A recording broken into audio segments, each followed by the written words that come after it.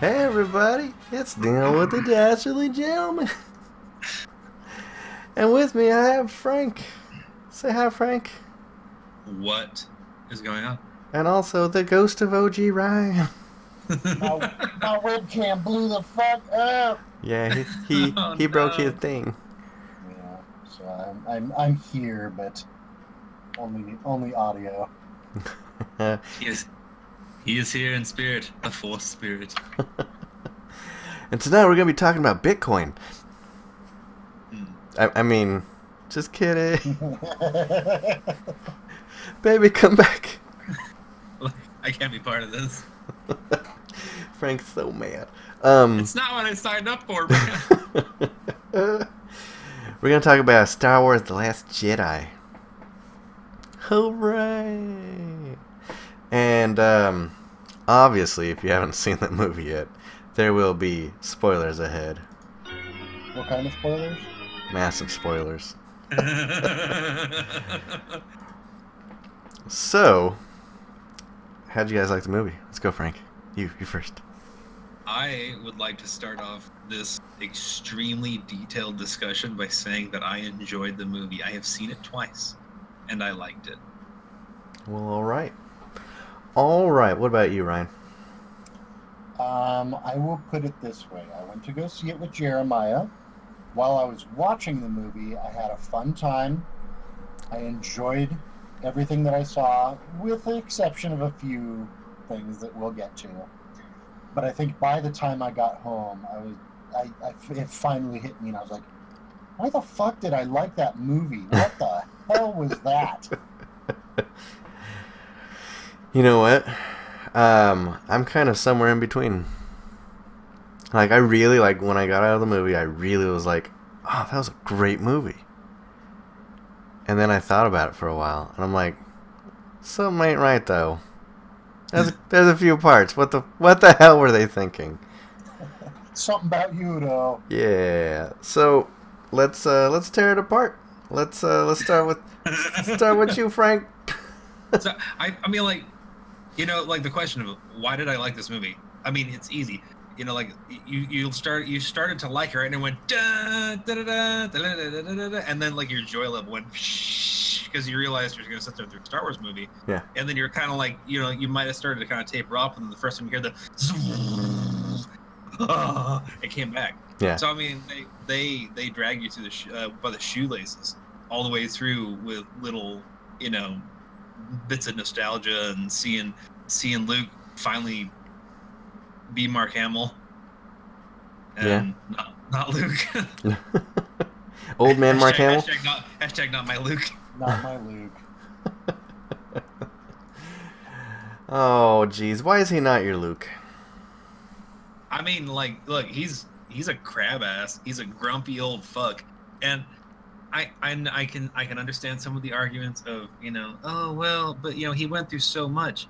But the thing is, like, even in recognized canon, like that Disney decided not to axe, we see Luke fail repeatedly in different endeavors and then still come back every time. Sure. I mean, like, he never gives up, and that was always like his big thing, was being like the big shining hope. And I mean, I don't even know, like, for this discussion, I don't even know where to start with this movie, because I mean, The Last Jedi broke the character of Luke Skywalker completely. They did.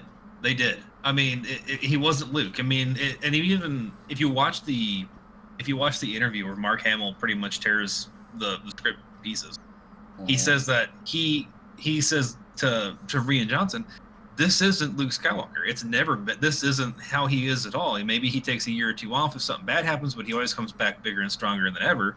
And then he said that he had to think of himself not as Luke, because he says this isn't Luke. He says I had to pretend I was like Jack Skywalker or John Skywalker, and somebody that Luke kind of sort of knew and didn't necessarily like very much. Sure. And I'm like, if you have to take yourself out of the character to play the character being requested, that's crazy. That's terrible. I mean, that's every kind of bad for the start of a movie. Yeah. Yeah. I agree. I can see what direction they were taking it in. I mean, he had a lot of sad feelings. I mean, he remade the Empire basically. I mean, From a philosophical standpoint, I understand what this movie was doing, but I don't necessarily. I mean, I guess I kind of appreciate it, but I don't. Like I feel like Ryan Johnson, Ryan, where the fuck his name is, didn't actually watch Force Awakens, and a lot of the shit that was in Force Awakens that they made huge deals, they just sort of forget it, whatever. But like, you know, like they're like, he was leading the Knights of Ren, who are curiously absent for the rest of this movie. Yeah. And then never mentioned ever again. I really honestly feel like The Last Jedi was a giant fucking middle finger, if not to J.J. Abrams, then to at least Force Awakens, and if not to both of those, then at least to the entire fucking Star Wars series so far. Because this new movie undoes so fucking much. It does, and I kind of like I said, I kind of get where they're going with it, because, you know, I watched it, and then I was talking with my dad for a while about it, and then he had a really interesting take that I hadn't really considered. But the first three movies, not the prequel, but the 4, 5, 6 was basically all about lineage and inheritance. So it was pretty much like, you know, you have the Force aristocrats. You know, it was extremely important about who your lineage was, who your father was, and then they were knights in the classical sense of that. You know, who you are is only important because of who your parents were. And so, like, it built that up to where the major Force users had to be somebody. right. They couldn't just be like, you know, Joe Asshole from the desert, because even Luke thought he was Joe Asshole from the desert, and then you find out that he's really basically the heir apparent to the Force. Yeah. And then he ends up being a fucking legend. But this, they wanted to flip the mold, and that, you know, with Rey and Finn, Rey is literally nothing. She's, you know, I mean, like, and they even confirmed it because I was kind of hoping that Kylo Ren was lying or whatever about her parents being, you know, just junk herders that sold her for drinking money. But that's, I mean, according to Kathleen Kennedy, the executive director of Disney, that is exactly who she is. Yeah. Her parents are nobody. She is exactly what she appears to be. And that was part of her driving character, was that she was obsessed with the idea of that she must be somebody, because she has these powers. So she couldn't just be Rey from nowhere. She had to be Rey of some fucking, like, you know, Force aristocratic lineage. I mean, even in the Old Republic, you had that, where it wasn't just like, you know, hey, you were picked up from a moisture farm, and then you had some Jedi powers, and so they made you a Jedi. You know, especially like on the Sith side, it was always about, like, you know, your parents were these two Sith Lords, and then they made you, and now you are heir apparent to this amount of the Force or whatever. And it was always that knightly virtue. Sure. But in this, they wanted to make it like an everyman's war. So then you have Finn, who's a fucking janitor, decides that he can be a hero now. And I get where they're going with it. I have just big old sweeping shit problems with all of it. I understand the philosophy. I don't agree with the way that it was presented, and I don't agree with all the plot holes that it ends up making. Sure. I mean, because they're like this fucking big. Because I spent a long time, even the first time I watched it, going, "Oh, what? Why? That doesn't make any sense. That doesn't make any sense." And I feel like we should start our bugbears in the beginning, because I have literally so many. I could talk about this movie for the duration of this unnecessarily long movie. Yeah, it was way fucking long. It was so long, the second act could just disappear and it would still be a good movie. Right. Actually, it'd probably be better. It would probably be better. Yeah, the whole subplot of the rebels trying to get away, and all the fucking shit that went on in between, and the smuggler, or not the smuggler, the code breaker or whatever. It was just cut that part out. Yeah, didn't need to be there. Canto bite, fuck you. I don't care. I mean, the whole thing. I mean, like, I don't like Rose. She's a boring ass character. Finn was grossly misused in the second. He was really good in Force Awakens, but like the the lines and the parts written for him in this movie were tragic. Yeah. And it was upsetting to see. And then Canto Bight was a big representation of just like it. To me, it felt like a nonstop smorgasbord of social justice issues. Yeah. And I was like, "What are you doing?" I'm like, "I don't fucking care." I mean, come on, man. They're like animal cruelty and slavery, and so and it was arms dealing, arms dealing, and wealth, and the social system being upheaval because the rich people are up here and the downtrodden poor are down here, and the downtrodden are morally superior because they're poor, and the rich people are morally inferior because they're rich. And I'm like, fuck you. Fuck. At the very end of that arc, when Rose hops off of the fucking, pod racer with legs, because let's be honest, that's what that whole scene was. Yeah. This is pod racing. Now this is pod racing part 2. That's what the whole fucking scene was. When she hops off of that stupid fucking pod racer with legs, and she takes the saddle off it and slaps its ass, and it rides off into the sunset. And she looks, it was worth it. I wanted to fucking walk out of the theater right then. Yeah, because it's like this whole scene. Rose fucking, she had no point in that entire movie. No, Take her the fuck out of the franchise, please. And she's like, now it's worth it. I'm like, was it? Because now you're not gonna be able to get the code breaker. You're not gonna be able to go back to the Alliance. Everyone on board the Home 2, because I don't remember the name of it, is gonna be dead. General Organa's gonna be dead. We'll get to you, Zombie Leia, and then so like everybody dies, but it was worth it because you died too. You died being a martyr for a bunch of racehorses. How does that make you feel? But here's the thing. In like the SJW circles, that would make her a legitimate hero. Giving your life for farm animals makes you a fucking hero. And I'm like, this movie is fucked up. It needs help. It needs to understand what actual problems are, and it needs to work on those. Because I mean, I love that they placed such incredible importance on the way that these animals were treated versus the overarching scope of the problems that are happening in the galaxy. Like, you're like, oh, these animals are so mistreated. You know that people with literal jackboots are killing children, blowing up planets. This is your major concern. This is your huge problem. I mean, really, this is what gets you fired up in the morning. Fucking people are stun gunning giant fucking creatures and then feeding them at the end of the day. But planets being incinerated, you're kind of like, nah. Well, it was worth dying for these animals. And speaking of how hypocritical and stupid Rose's character was, her sister in the very beginning of the movie sacrifices her life aboard what has to be the dumbest fucking bombing run I've ever seen in any. It is literally the worst. But sacrifices her life in this bombing run to take out a dreadnought. Okay, cool. She went in there and sacrificed her life to save the people she loved. That's what she did. And then Rose's whole thing at the end of the movie is that, okay, so Finn is driving his little clunker sand skimmer into this death laser beam that's about to kill all of his friends and everyone that he loves. And Rose sideswipes him from the side, knocking him away so he can't stop the death laser, just because she doesn't want him to die. So it's like everything that your sister did, like die for the greater good to save the people love. Nope, fuck it. Throw it out the window. and the best part is she's like, we're not going to win this war by killing what we hate, but by saving what we love.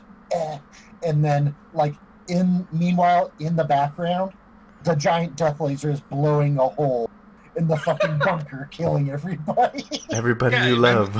It's like, remember everybody that you loved? They were in there. You just literally let them get cooked. You literally saved one at the cost of many.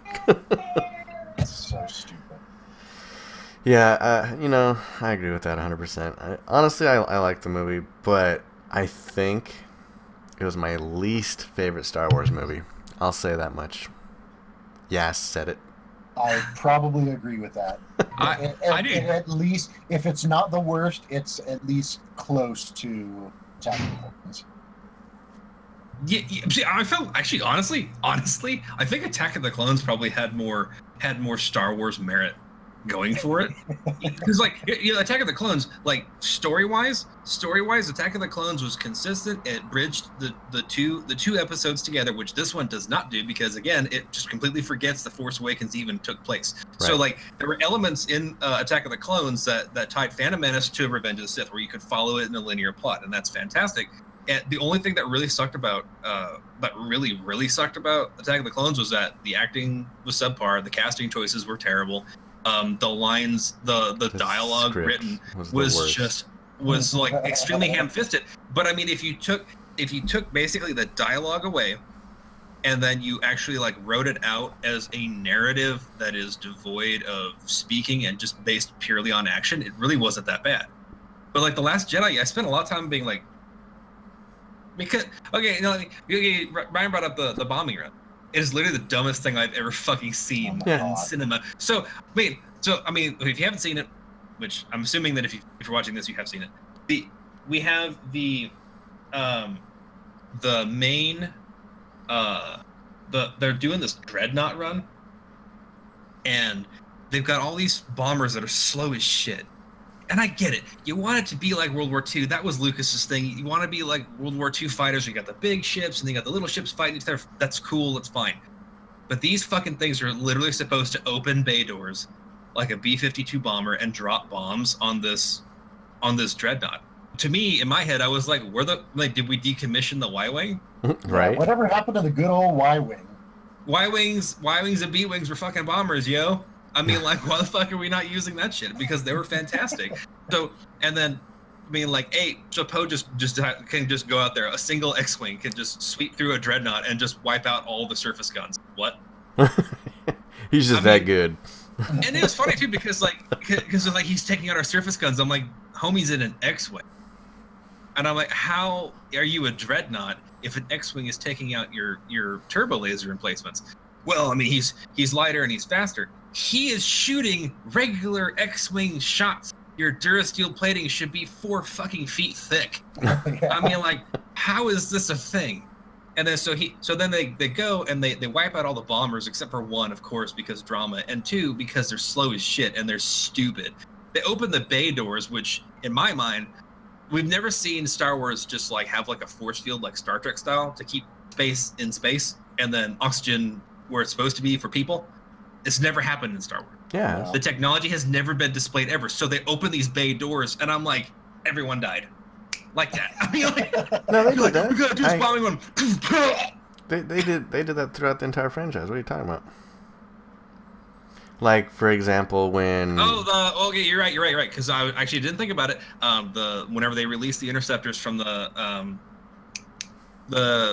Death Star Destroyers. Yeah, or like when... Because the thing's open. When, Anakin and fucking Obi-Wan are in episode 3, they're in the beginning, they're like, have you noticed the shields are still up? And he's like, oh yeah, shit. And then he fucking does a little flip, shoots off the shields, and then they got to get in there before the fucking hatch closes. Because space happened. I will give you that one. However, that still does not stop the rest of my complaint. I mean, I didn't see shields on the bottom of that shit, so yeah, you're right. No, and so then they would have had to, turn those shields off in order to let shit fall. Still kills everyone. But moreover, they're gonna drop bombs on this dreadnought, which everyone proclaims you're right over the sweet spot. And I'm like, who builds a dreadnought with a noticeable flaw to destroy the whole thing?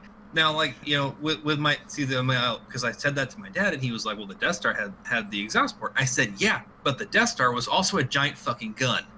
And it needed to have, the exhaust port came right out of the reactor, and it went out into space. Because when it shot that fucking thing, the exhaust has to go somewhere. And they made the holes tiny enough so it had to be a fucking Jedi that shot the photon missiles. Right.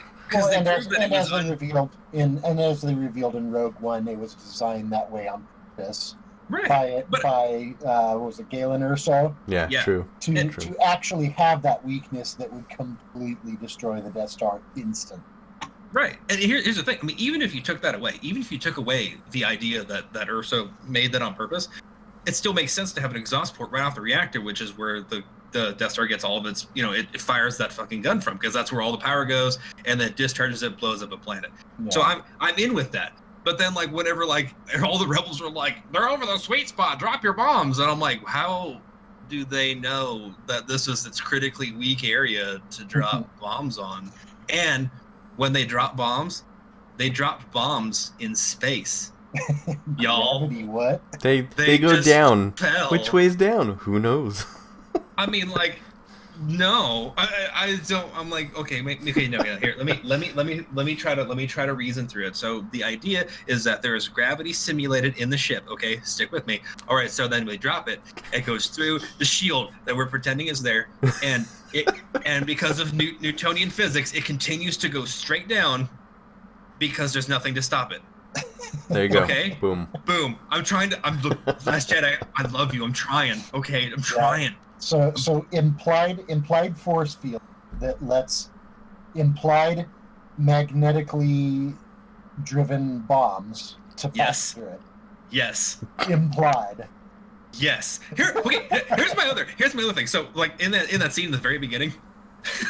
Okay, no, they wanted this shit to be World War II so bad. Yeah. They fucked it up so bad because, like, so then the girl's in the bottom in the lower gun turret where she's shooting it, pew, pew, pew, pew, TIE fighters, and literally hits nothing. It's amazing.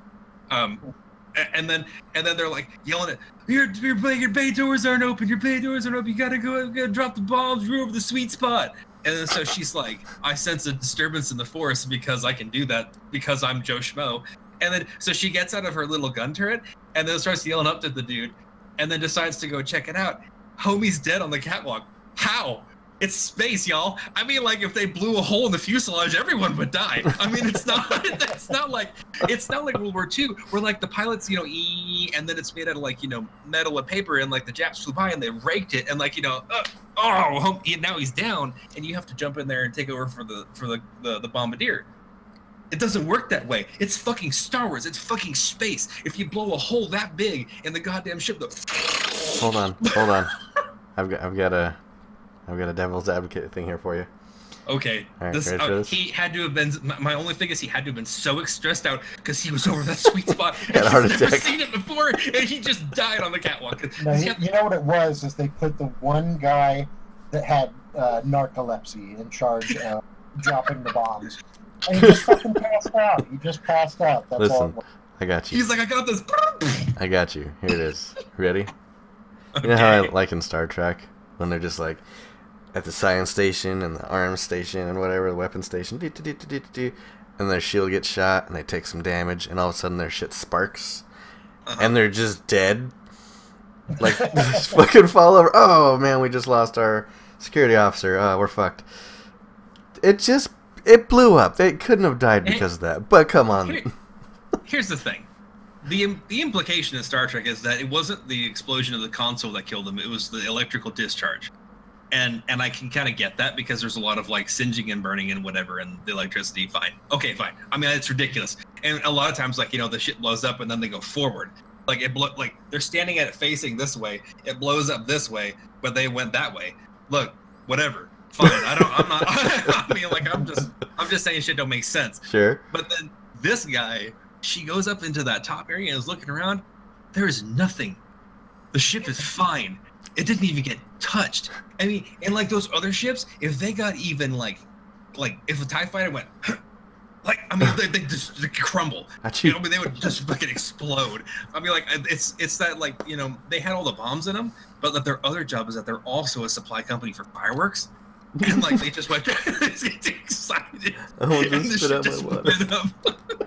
That was another part of how stupid this fucking quote-unquote bombing run was. Is they sent, what, like 30, 40 of these fucking slow-ass moving bombers in a super tight wedge formation. And, like, all it took was that one TIE fighter that bumped into one bomber, and that bomber took out, like, 20. Yeah, I mean, like, it destroyed so much shit, that one explosion, and, like, it was like blew up, and I'm like, well, that's everybody. What the fuck out, guy? That was your big plan. And it was funny because, like, to me, I'm like, look, this guy obviously never watched Tora, because I mean, like, when you have bombers, I mean, like, you kind of like, you don't Stagger You 'em. kind of stagger them, and then you got like your fighter squadrons in between. Here's my other problem. So like they see all these bombers going for the dreadnought. They're making a beeline for the dreadnought, and they're slow as shit, right?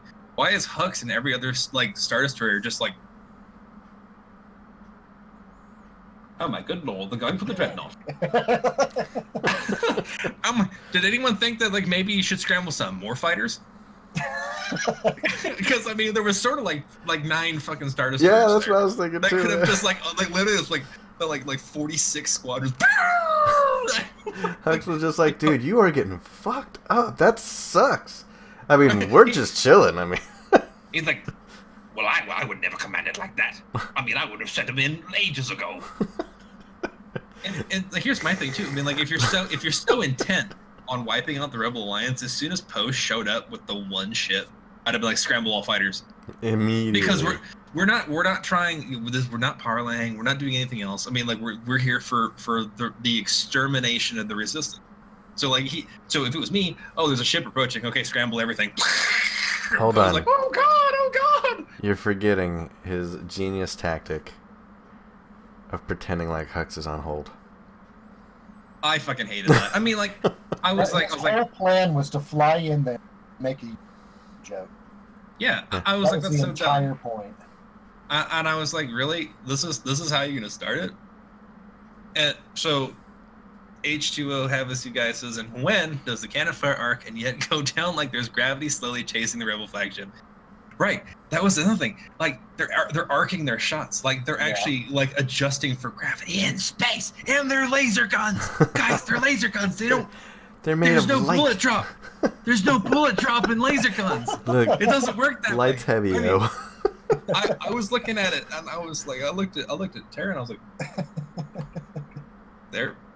they're adjusting for gravity, but why? But why? I mean, but why? That makes no sense.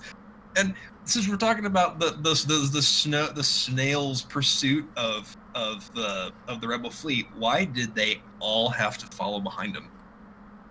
It was like watching the Blues Brothers, but like really fucking slow and not funny. Yeah. I mean, because it was like they had like the whole fleet, and like they had like the cops, the KKK, and like every other hate group in the universe chasing after the one rebel ship. And I'm like, but we have hyperdrive technology, right? Like the only one who needs to stay there is the supremacy, right? Because they're the ones tracking them. Yeah. Yeah. Right. Yeah. That was yeah. the plot. That was the big Right. thing. Yeah. So then like you have like 30 fucking other Star Destroyers that are like right there. Yep. Coming for the front. I mean, like I mean, just hyperdrive. We have plenty of fuel. You guys don't. And then just blockade them. Hey, we're gonna go now. Nowhere. We're gonna get you. We're gonna get you. We're gonna get you so bad. So yeah, so right before they start this whole snail pursuit, they send out a total of 3 fucking fighters, Kylo Ren and 2 escorts, to go start blowing up their ships, which they succeed in. They start blowing up all these rebel ships, and then they're like, "Wait, you guys are a little too far out. Go ahead and come back, and we'll just take this at a nice, easy pace." No, fuck it. Your fighters can reach them. They can obviously take these ships out themselves. Send all the fucking fighters. Yeah, I mean, and here's the thing. So, like, the Moncal ship is the one that had all the fighters in it, because the other 2 ships were like, there was the Corellian Corvette, and then there was the medical ship, and then they had the Nebula cruiser, which blew up in the very, very beginning as soon as they showed up. So they, whenever Kylo Ren and then those 2 crony ships go out there, they blow up the hangar bay full of all the pursuit ships or all of the Moncal interceptors. So then I'm like, yeah, scramble everything. And here's the thing, we can't support you. I mean, do you really need to? I mean, like, he just wiped out like the entirety of like everything that could come out. So then just like and just they're go all doing around. pretty all right on their own. Yeah, I mean, like, the 3 guys are pretty okay. I mean, like, I know there's like 25 EU ships plus a supremacy, and you guys did fuck all to help here, but I mean, like, you guys can kind of hop out and help push this thing. But and like, so then let's just say like, we can't support you. Like, what? Like, they're gonna run out of gas? Like, if they get too far away, they're gonna run out of fuel and just kind of float? We'll pick you up. We're right here. We're going in the same direction. Like, or just like a TIE fighter, when it runs out of fuel or it gets like X amount of distance, it just blows up. I mean, like TIE fighter's like beep beep beep beep. It's like Battlefield. You know, you're leaving the combat engagement zone. Oh shit! like when was that a thing? I mean, when did that become a thing where like, you know, TIE fighters can only go a certain distance? Since this movie, apparently. You know? Yeah. Okay, so yeah, they send out Kylo Ren and his 2 escorts, and they start shooting up the ships of the because they're not the rebels anymore. Where they fucking call them? They're the Resistance. The Resistance. They're fucking rebels. So they start wear berets. Blowing up all these rebel ships. Neil, what happens to one particular ship and one particular princess? Ex-princess? What happens? Well, we're she gonna gets have this discussion right fucking now. No, I mean this is what I was hoping we were going to talk about. She gets blown we into. We were getting out of here about it. She gets blown into fucking space. You know, she's out there for a while, probably a solid 30 seconds, at a minimum, which is enough to kill anybody. Yep. But anything really. But let's just say she's strong with the Force, which, you know, there was implied even from fucking episode 6 that she might have had the Force. It is canon. Yes. It is canon. She has the Force. She has the Force. That is confirmed. So she fucking Force grabs her way back into the damn the cruiser, and fucking, oh yeah, let's just bring her back in. She's in a coma now. She's also like absolute zero and probably General Leia, Space Jesus. Yeah, I mean, she was the second coming of Force Jesus. Sure. Yes. And I watched that, and I was in the theater, and I was literally vibrating in my seat because everyone else around me was like all like, you know, like, oh, and I'm in. I was irritated, but I was semi-hopeful. I'm like, oh, is she gonna do more stuff in this movie? Nope. Spoiler: she doesn't fucking do anything else in the movie. That was her one big move. Dude, she leans on the can harder than Yoda. When the bridge gets blown up and they all get sucked out into space, and you see Carrie Fisher floating there, I thought, okay, this is a good end to a great character. They should have let her go out honorably like this. Yes. Nope. Her eyes snap open and she extends her hand out and space wizards her way back to the fucking door on the bridge, knocks on the glass, and they open the door again to the empty vacuum of space. There's no note of a shield, and the door just opens to the empty vacuum of space, and they just pull her in and put her on a little gurney and wheel her off. What the fuck? I was like, look, guys, look. I know Rian Johnson obviously never read any kind of like school ever. I mean, because like we learned around 3rd grade that space is bad, like fatally bad. And like, so like, you know, okay, let's take the bombing. Let's take the bombing like moment by moment. So Home Dog Kylo Ren, one of the only, I'm gonna say it, people are gonna be mad, but one of the only sort of interesting characters in this movie. Kylo Ren has been so far the best character out of this season, in my opinion. Even though he's Darth Millennial, I think that like he's so interesting. But like, so Home Dog decides not to kill his mom because, you know, mom knows best. Dad, I will literally look you in the eye and fucking shank you. And they're like, I mean, like, clearly Han was a fucked up dad, but like he decides not to pop mom when he can. But then, you know, Home Slice next to him decides that, you know, hey, no thanks, that ain't my mama, and then blows Carrie Fisher. And then so the bombs hit, and Carrie Fisher's like looking away, and she's like, she has that look like oh, like I miscalculated. Was the face I got out of it? Like I thought maybe like, you know, me and my son were connecting. We were. I wasn't thinking about Joe over here though, who was pretty much trigger happy, ready to kill whatever. Please. He's like, I'm gonna kill me, princess. And then let's just go with that. The Force can help you survive the vacuum of space. First of all, as soon as all the oxygen leaves the room, it doesn't do it in like a it rushes out, including all the shit that's in your lungs. Instant death. I mean, like, it just, you know, your eyes pop out. It's terrible. But then there's the other part. It wasn't like they, you know, somebody came by with like a hatchet or a wrench and broke the glass.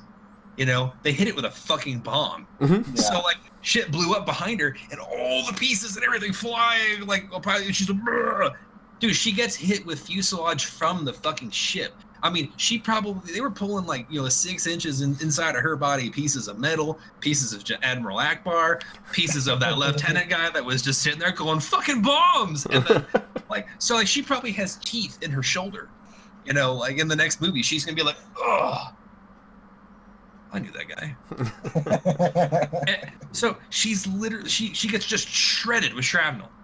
But then in the next scene when she's Space Jesus, I mean, and like Neil said, she's out there for a while. I mean, she's out there for a good 4 or 5 minutes before, she opens her eyes, and I'm like, she's covered in ice. Yeah. And then she opens her eyes, and I'm like, again, instant death. I mean, your eyes would just go whoosh, because your eyes have water in them, and then they just freeze instantly. So now she's blind. And then, and then she extends her finger, which again, she's at absolute unbelievable zero because fucking space. Yeah. She would have been like, and then her finger,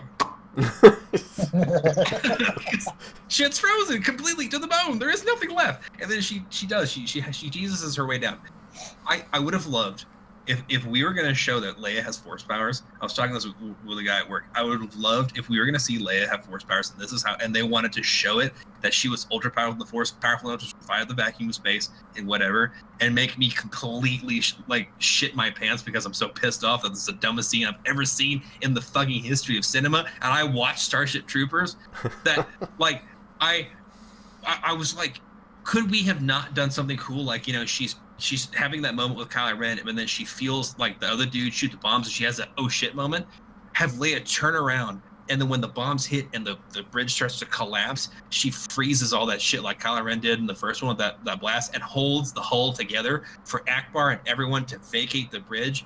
And then they basically drag her out while she's holding the thing, and then they drop the thing and let all the shit explode outside. That would have been fucking sweet. I've been fucking sweating. I'm like, Leia, you were so fucking amazing. And here's the other thing. When did she learn how to do that? Yeah. See, that's when did she learn how to control the Force to such an extent that was she did she take Jedi Knight classes? I mean, it had to be implied that Luke would have trained her a little bit, but it's never actually stated. Right. Right. I mean, all she had to do is, somebody could have asked her after they let her back into the ship, like, how did you manage to do that? And she just been like, oh, it was just a little something my brother. Yeah, like, just make a little fucking note of it, please. Yeah, try to explain something. I mean, don't just be like, well, how did you do that? See, that's the thing. That's the thing that bugs me the most is like, okay, so, all right, stupid fucking scene, but we have now gathered that she has force powers. Mm-hmm. All right, so I'll skip ahead, but we'll come back. Towards the end of the movie, they are, I don't know, trapped, and there's a bunch of rubble where the stupid ice foxes are getting at. What are we gonna do? I don't know, maybe Force Jesus over here could fucking force push these damn rocks out of the way. No, we have to wait for Rey, because she's Luke 2.0. I would have loved if, how in that there was a fantastic moment, and it was actually a really great moment where Poe starts to leave, and then everyone turns around, looks at Leia, and she looks around behind her and was, what are you looking at me for? Follow him. It would have been great if they did the same shit 5 minutes later when they look at the rocks, and turns around, looks at Leia, and she goes, I mean, maybe, or something. I mean, just to acknowledge, be like, we know that you have enough of the Force. It's like they decided to use that one scene, and people watched her do it. Poe, Finn, and where the fuck the other person was. They watched her. I mean, did they just assume she had jet heels? I mean, that's crazy. If she can effortlessly survive the vacuum of space and pull herself back through the exploded rubble of the bridge to the door, and then she does it effortlessly. There's no strain on her whatsoever. She can lift a few fucking rocks. Seriously. I would have loved it if Leia became Angry Mom Leia. Would that not have been just fucking intense? She's got the cane, so she's practically Yoda already. She's proven that she's unbelievably powerful with the Force. They blow a hole in the door, and then Luke goes out there, and she goes with him. And then she's standing there like Kylo, get down here, bang! And then fucking one of the AT-ATs goes, oh god, she's mad. She just killed that man. She just killed that man. Let's not get too far ahead because I want to talk about my next probably least favorite character that they introduced in this movie. Go for it. Vice Admiral Holdo. You mean Laura Dern? Because she didn't play a character; she just played Laura Dern. Yeah, just Laura Dern with purple hair.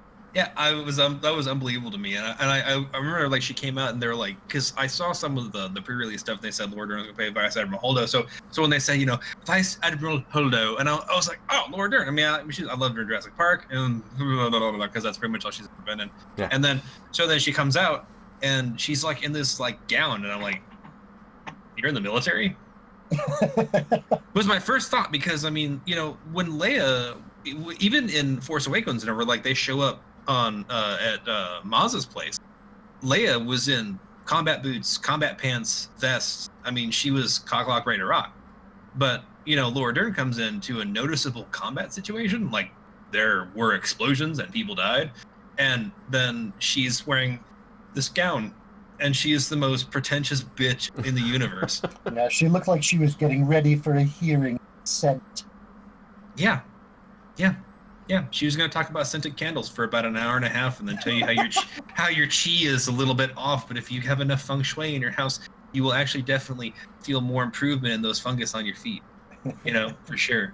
Yeah, she was an absolute useless character. I mean, even after that stupid subplot was over, I mean, the whole her going hyperspace to fucking chop one of those Star Destroyers in half was sweet. But that was amazing. That was fucking cool, but go ahead, Neil. There is such a thing as autopilot. Did you have to fucking sacrifice yourself? Like, here's my thing. I mean, it was a great scene. It was a wonderful scene. It was a self-sacrificing scene. It was both completely antipathetic of her character, completely in the opposite direction. For everything else that she's done in this entire fucking movie, it was completely in the opposite direction. And it was Leia's scene to me. Yeah, really. I mean, that should have been Leia's scene. That should have been where she's like, I did it the one time. Fuck you, Snoke. Blam! And then that's her legacy, because the whole movie was about basically passing the torch on to a younger generation. The only implication is that Laura Dern would have survived to be in the next movie, so I am glad she died in some way. They could have held hands. Yeah, they could have gone out together, because it's like, the two old ladies taking out a Star Destroyer, which is just something that you want to scream in a tavern for the rest of your life. I was there when I saw two grandmas crash a Star Destroyer and do another Star Destroyer. There's fucking Star Destroyer shit everywhere. I'm sorry. Vice Admiral Holdo was one of the dumbest and most useless characters, in my opinion. I mean, it's okay. Okay, so one, her complete refusal to tell Poe any part of the plan is what resulted in the entire mutiny, is what resulted in the subplot to go down to the planet to find the code breaker to hack and Dreadnought. So if Admiral Holdo had just told Poe what the fuck was going on, the movie would have been an hour fucking shorter. Yes, absolutely. Yeah. And then I think one of the biggest problems that I have is there's absolutely no need to introduce this new character at all, other than I guess she was mentioned in a book at some point as a good friend of Leia. So like, oh fuck, I guess we have to play the movie now. Yeah. But the one character that would have been better in every single situation, that they could have taken out Holdo and put this character in, and would have made the movie so much fucking better. Just have Admiral Akbar. That shit. If you're gonna kill him anyways, have Admiral Akbar be the one who flies the Corvette straight through the fucking. Would have been amazing. Yeah. I would have loved it too, because this movie had way too much humor in it, and they could have had a classic line, because he'd have flipped the thing around. They're like, he's running away. No, it's a trap. Bang! And then boom, right through the whole fucking thing. I would have hated that. I would have been like, I would have fucking hated that so much. That's like, this time it's personal. Like, shut the fuck up. Dude, okay, so now, if we're talking about like coulda, shoulda, woulda characters, Benicio del Toro's character was weird, and I don't understand why he had to exist. But was I the only one when they were talking about like, no, a master code breaker, you'll find him at, whatever, and he's got this lapel thing on there. Was I the only one that was super hoping? They're like, we're looking for master code breaker. I heard you looking for a master code breaker, and fucking here comes Lando. That's what I was thinking this was going to. I was like, like, oh my god, y'all, it's gonna be Lando. Oh my god, y'all, it's gonna be Lando. And then it was me to the As soon as I was I like, heard that they were going to like this casino planet to pick up this master codebreaker, I was like, it's Lando. dude, Guys, I was so on board. I kept tapping Tara. I'm like, it's gonna be Lando. It's gonna be Lando. What? He's coming. It was Benicio del Toro. I'm like, fuck is that? Who's that? I don't understand. But why would you not put Lando in here? Well, everyone, why not Lando? Where has he been? Is he just too busy? I mean, I don't understand, because like Nien Nub's there, and him and Nien Nub are like in it all the time. So like, where the fuck is Lando? I mean, talk about like a really missed up, like Billy D. Williams has so much going on that he can't be Lando again. You know what I mean? For real though, it's like right. I mean, he's no longer the spokes Colt 45. So what is he doing these days? Yeah, he doesn't do anything. He periodically shows up for like cameo appearances where he basically is Lando. Because I mean, again, you know, they wrote Lando to be Billy D. Williams. I mean, like he's not even acting; it's just him being him. Yeah. That's just like with you know, with Luke's character, they don't even have him being Luke. He's just Mark Hamill. He's Mark Hamill being tired of this shit. He's Mark Hamill he's Mark Hamill immediately after reading the script and being like, "You're gonna what now?" And then just being like, "Fine, whatever." Yeah, no, it's the Force. It's fucking horrible. It's whatever. Stupid. I gotta like, no, I don't want this thing. And okay, so back to Benicio del Toro's character. The acting was superb. The character again was stupid, as so many of these characters are. So they find the codebreaker. They get off the planet. Get onto Dreadnought. They're going to shut down the tracking device and everything. They get caught, right? Mm-hmm.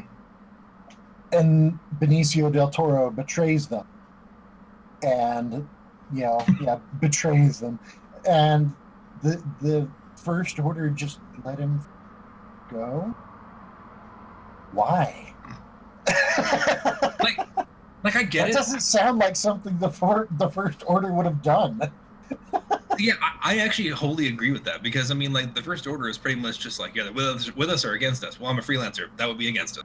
I mean, like that's pretty much been their approach to everything up to this point. Right. And you know, it was, and I know his whole character existed.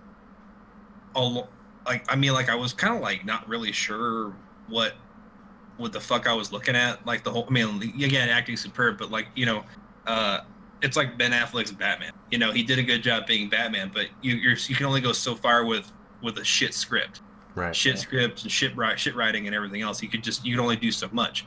So he acted the part extremely well. You know, kudos for that.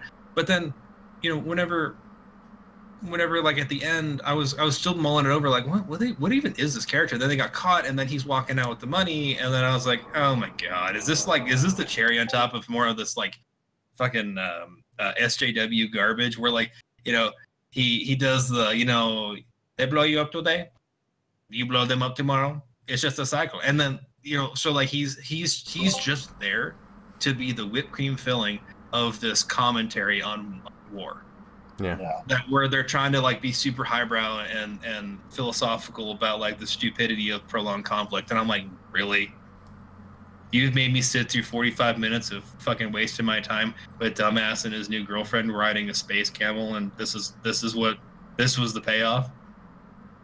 And then the, I don't know if anyone wants to like start off on Phasma, but somebody else bring it up. So Captain Phasma returns to this movie. We were like, yes, more Captain Phasma, going to be amazing. And the actress that plays her, I can't remember her name, also plays Gwendolyn Christie. Yes, thank you. She was like, Captain Phasma has a much bigger role in this. She said this herself. Spoilers: she doesn't fucking have any role in this movie. Period. She has 3 lines. Yeah, so they catch Finn and Rose and Benicio del Toro.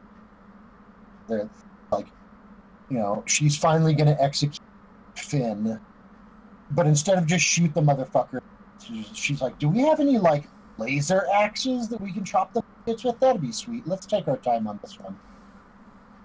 So they bust out the laser axes. just like killing them. Let's do this on the count of 27. Okay.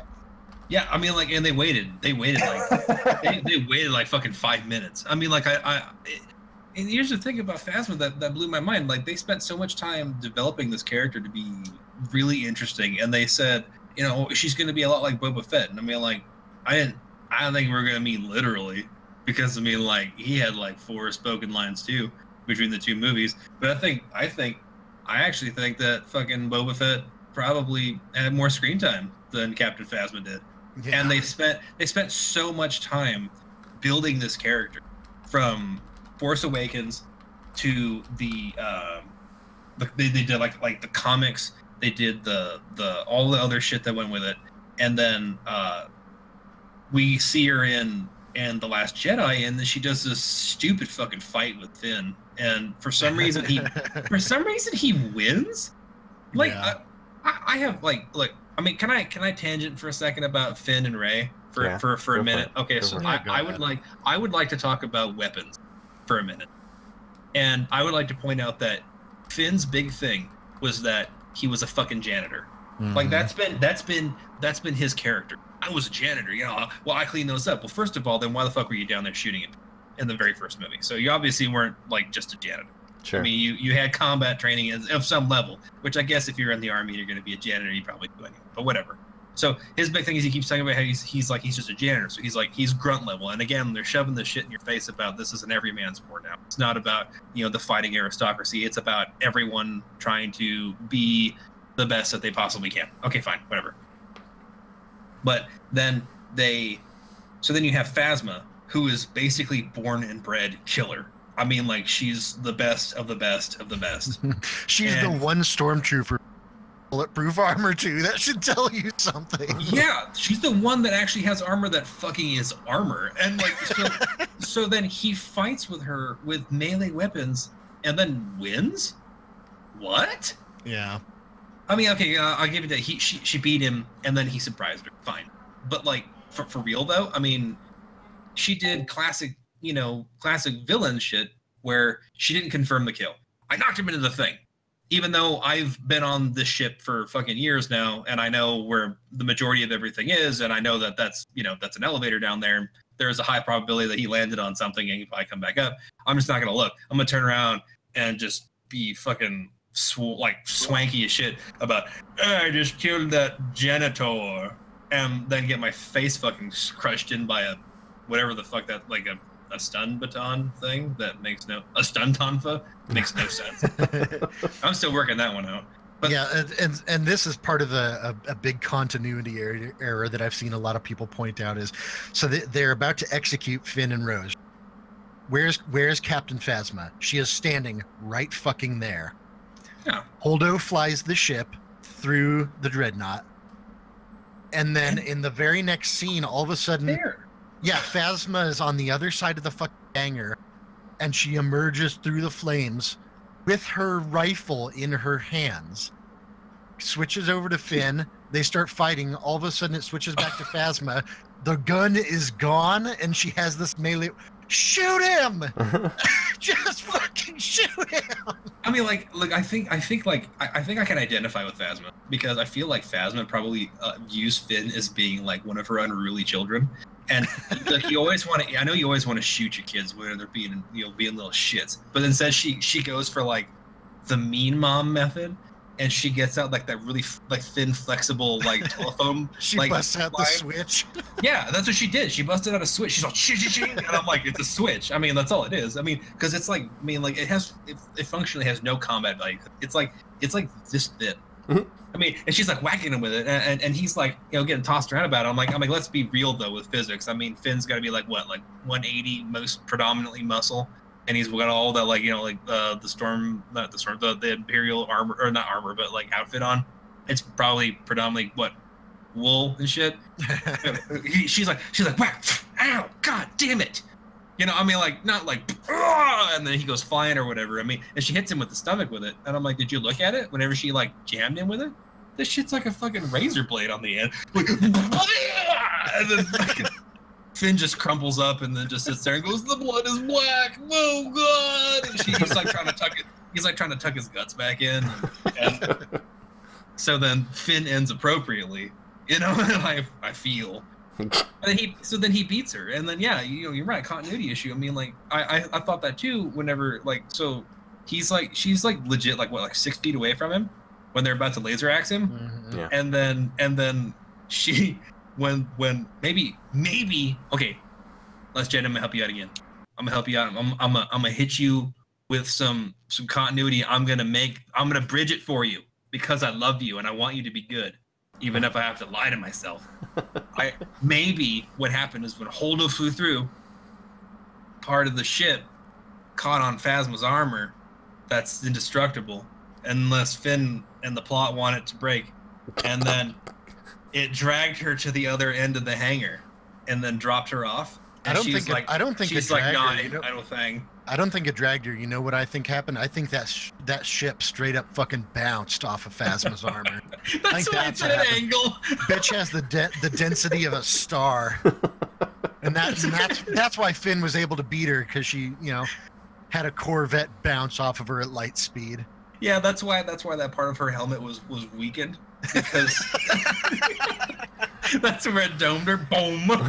Like that's why, like, whenever you see all the damage that Holo did, like it only goes like to the left, because like as soon as Phasma was looking down at him, like bing, and it just wrecked everything all the way up back there. Oh my god.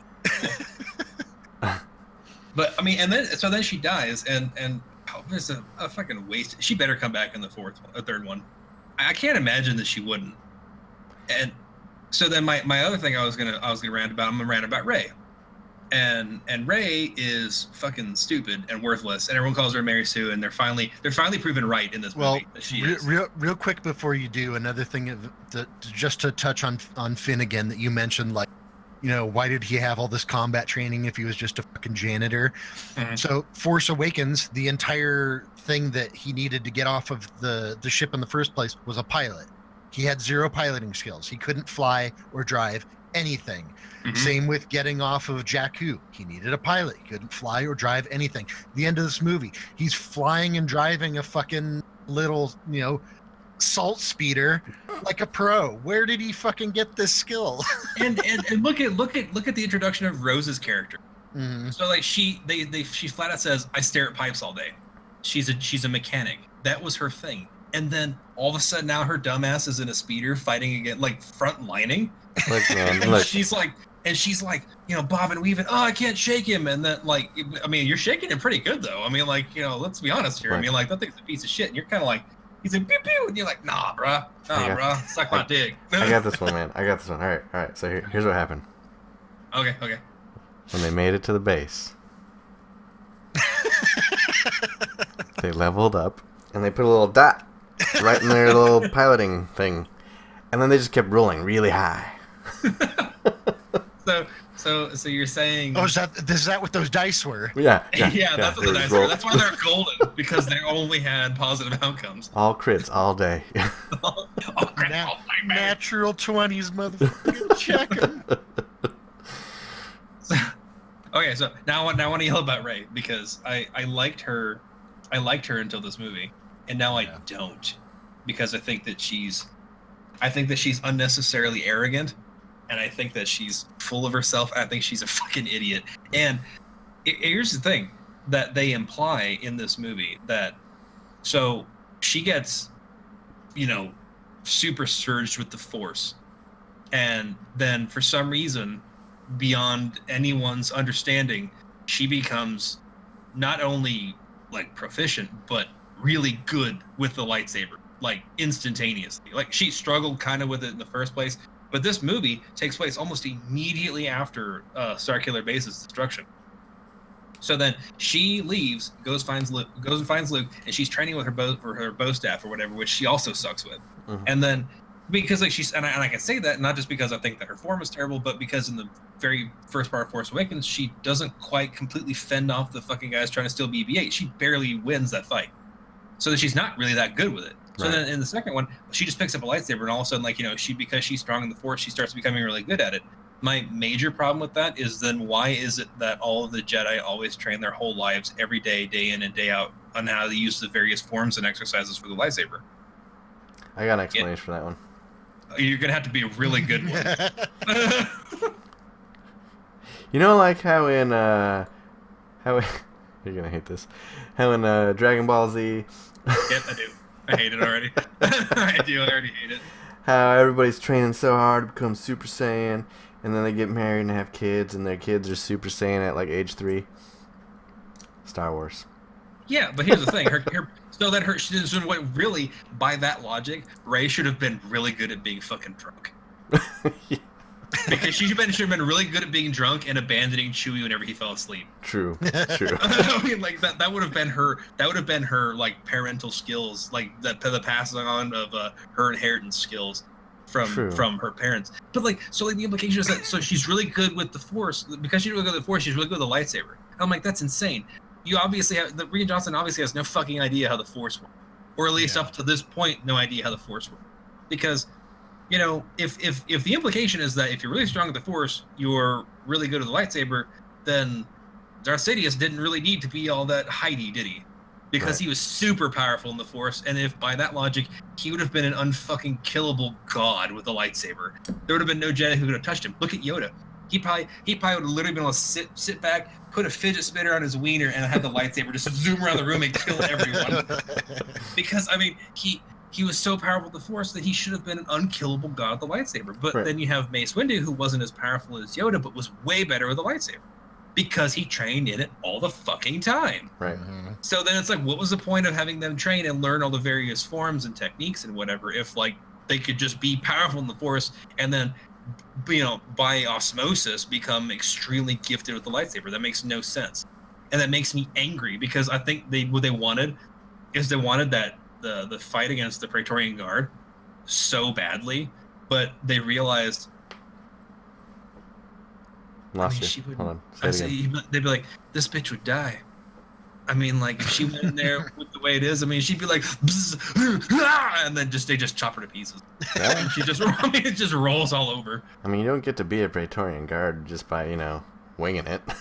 Yeah, I mean, like, look, I mean, Kylo Ren trained since he was, you know, basically an infant in lightsaber fighting and with lightsaber techniques and whatever.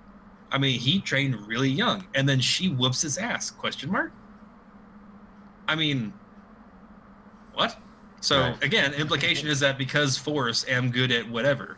I'm like, no, practical knowledge is still incredibly important.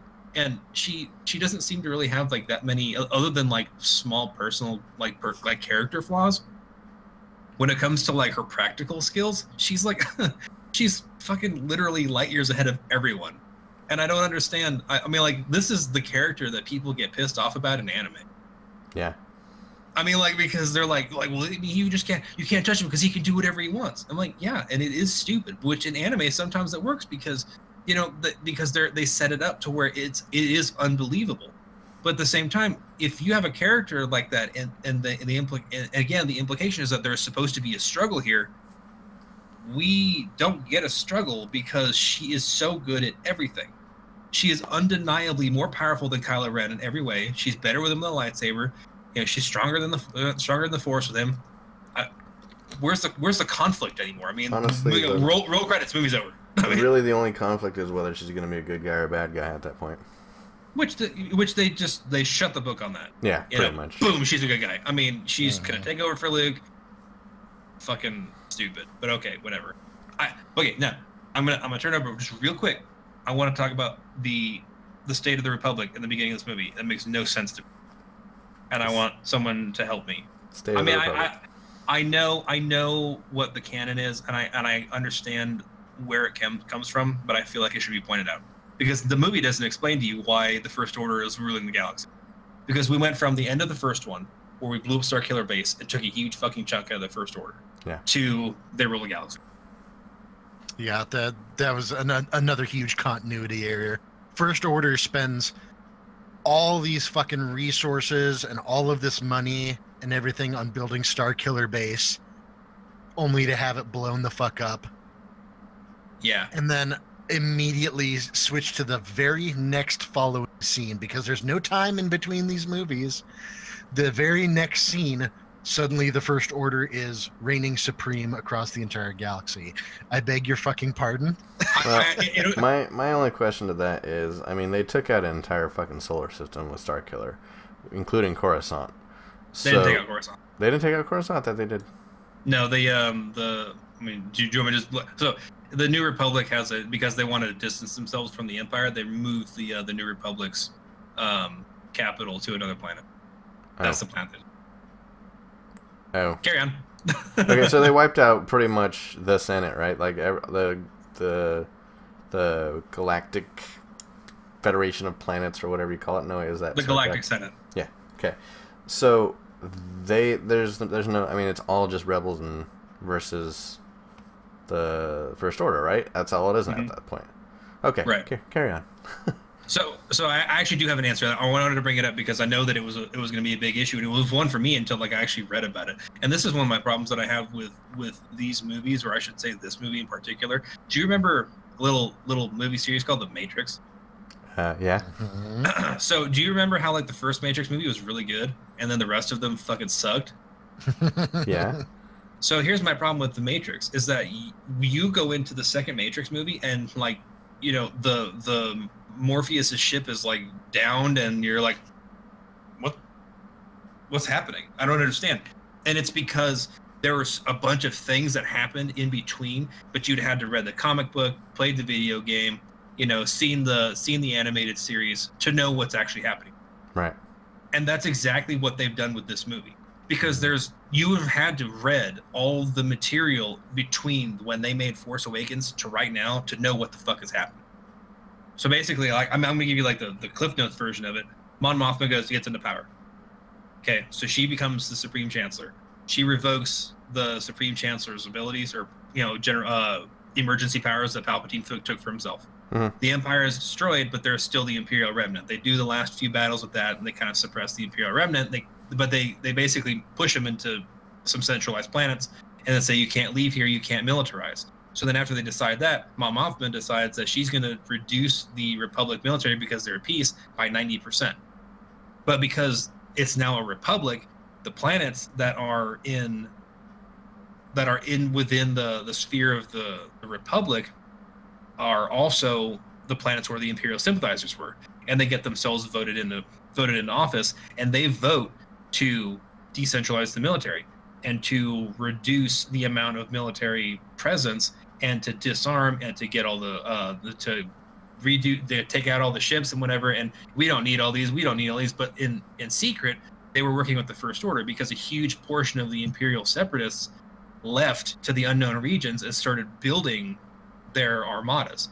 So then these Imperial seditionists stayed behind to disarm the Republic and reduce their military might. So then whenever the First Order returned, they came in with all the ships, Starkiller base, all this other shit, and the Republic was like, we have a Jeep that Harry has a pitchfork in, and we can drive it really fast, and you better watch your ass. So we'll stick you. So help me God. But the only people because Leia and Mothma were pretty much like hip for right. most of their lives, and then what ended up happening is Leia disagreed with Mon Mothma because she saw the Imperialists leaving in droves to go to the unknown region. She says, "Well, if you don't think if you think that they're not gonna come back, you're an idiot," is what it boils down to. And so she tried to get as many people as she could, which ends up being the Resistance, which consists of Admiral Akbar and his personal fleet that he was able to salvage, and that becomes the Resistance. And they were the Resistance, not only of the First Order, but of the Republic, because she didn't follow with the New Republic's guidelines of we need to have a weak and centralized military, because she felt very strongly that they needed to have a stronger military exactly because of what happened with the Empire. Right.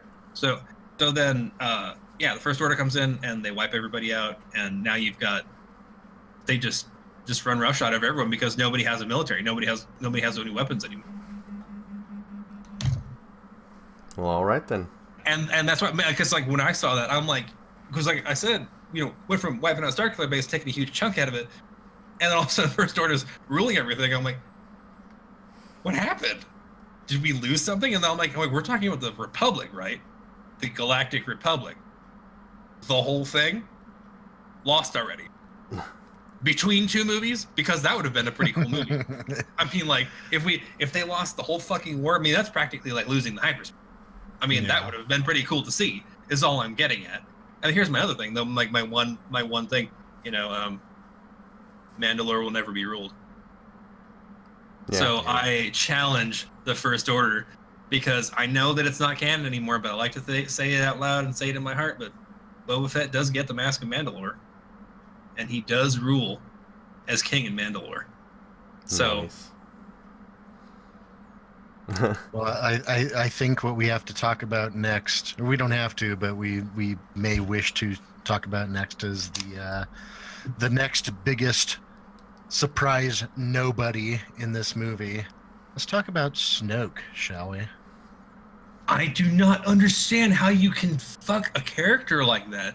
They built him up so much in Force Awakens, and he has like, oh my god. So like Snoke bugs the shit out of me so badly. I just let me collect my he's thoughts. He's got to be the we've ever seen in the Star Wars cinematic universe. Period. Say that one more time, Ryan. I said he's got to be the powerful Force user we've seen in the Star Wars universe so far. Easily. I mean, he's been discussed in canon where it's weird because they say he's not a Sith and he's not a Jedi, and I'm like, yeah. I'm like, okay, but he's like ultra powerful in the dark side, but he doesn't prescribe to either. I'm like, well, that's actually really interesting. I'm like, I love that. I think that's a fantastic idea. So he's just basically and bad guy, and that's cool. I'm cool with that. I mean, I think that's a wonderful idea where he's like, he doesn't hold the tenets of either, but he still wants absolute power like a Sith, but he's not full dark either, but he has full dark tendencies. I'm like, cool, I'm sold. That's wonderful.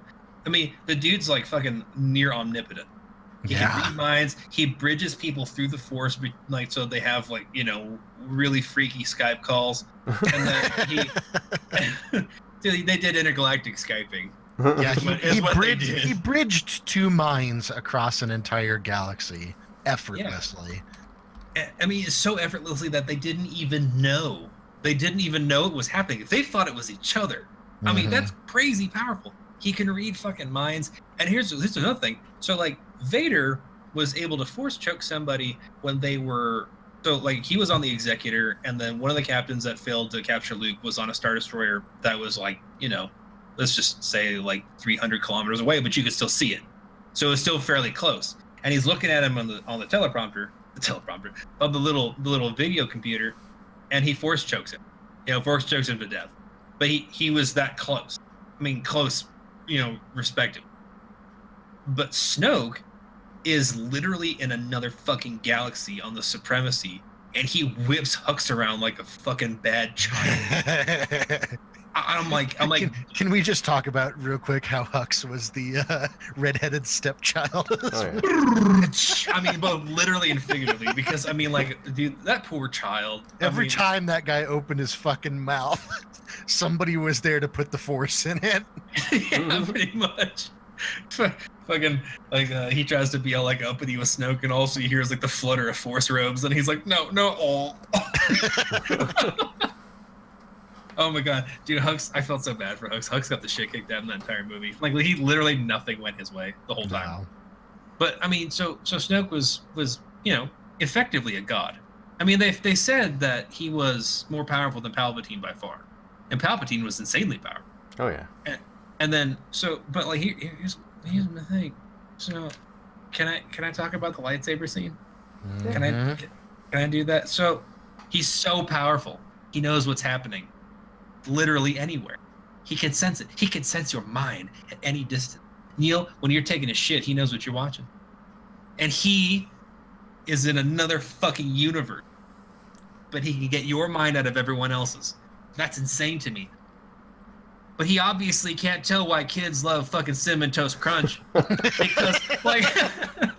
Because obviously he's sitting there reading Kylo Ren's mind, and he fell for like some seriously like old-timey 1940s, Fool Salazar the Great moment where Kylo Ren was vague enough in his thoughts that he didn't fucking hear the lightsaber rattling. He can do all this amazing, powerful shit, but he can't hear a lightsaber rattling on a metal chair right next to it. Like, here's my thing. I wanted him to be like disfigured enough where like he didn't have an ear on that side or something. You know, like it's fused shut or whatever. So but he noticeably has one on this side because like he was all fucked up. So then it would make sense. So it's like Kylo Ren's even forced darker because he's taking advantage of someone's disability. I'm like, oh, that's amazing. Because, so he can't hear on this side, but so it's like rattling, and it makes sense that he wouldn't be able to hear it because homie's deaf on one side. But then he's fine, and then he gets stuck with this fucking thing. And I also like to point out that like he obviously doesn't have really great eyes because they had like that huge device in the corner of the room that I was like, oh, that must be the thing that they're using to track the ships. No, that's Snoke's reading glasses. He had the big magnifier that like you see like granddads have like at the pharmacy or whatever. And they're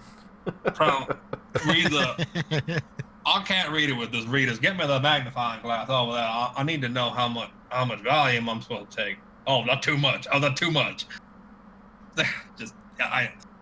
He's easily the biggest disappointment. However, in some of the stuff that they have for like again, this is extended stuff that they don't ever talk about in the movie because he wasn't alive long enough. He all the stuff that he wears all has imprint on it, different symbols and writings about death and rebirth and continuing on after the Force. So I'm like, to me, in my mind, because of how they built him up and how powerful he's supposed to be, there was a story that's non-canon now where the Emperor was so powerful in the Force that the reason why he was all decrepit, this was before the prequels, the reason why he was all decrepit is because he had such dark Force energy that his body couldn't sustain it. Yeah. And so he would make clones that he would go from clone to clone to clone like Darth Plagueis taught him how. So I'm like, in my head, this is how I have to cope with this. Thanks, Rian Johnson, that Snoke intentionally dies because his body's all jacked up because he wants Kylo Ren to go even further into the dark side so that he can basically pull a Voldemort and just like and just stick in, just get in Kylo Ren and become the ultimate, because he's got a new body with a huge fount of Force power. That's what I'm hoping. I'm hoping that Snoke's not dead and he's just sort of like he's either in Kylo Ren right now, or he's just sort of floating around waiting for the right opportunity.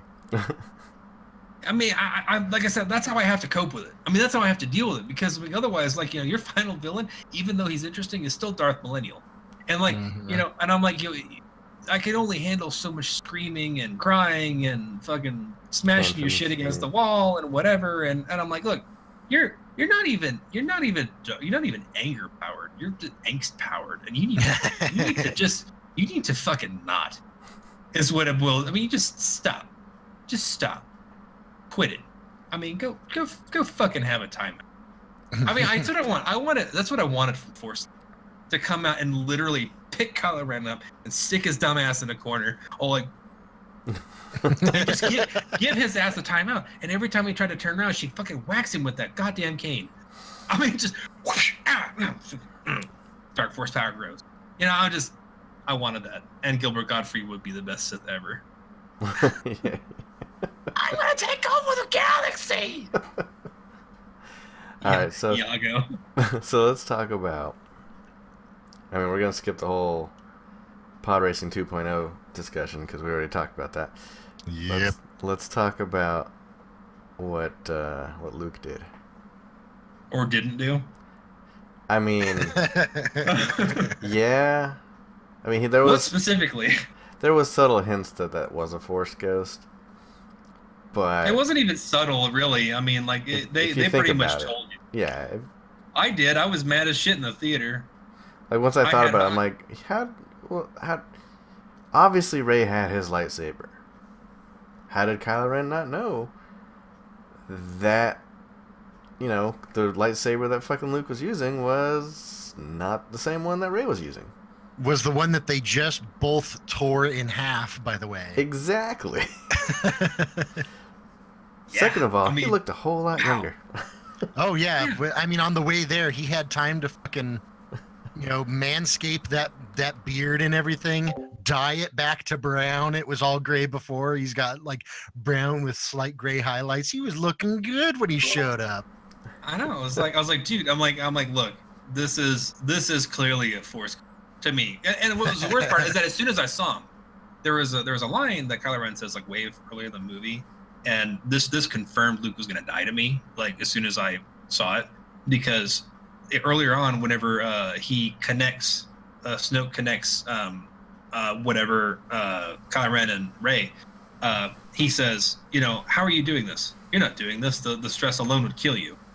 And then I was like, okay.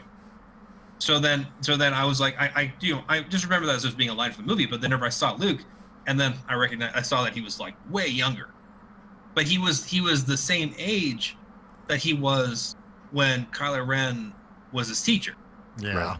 So I'm like, okay, so he's gonna die. This is how he dies. This is fucking fake, and this is how he dies. But then I also wanted to be like, maybe it's a movie faux pas, or maybe he really did just clean up on the way.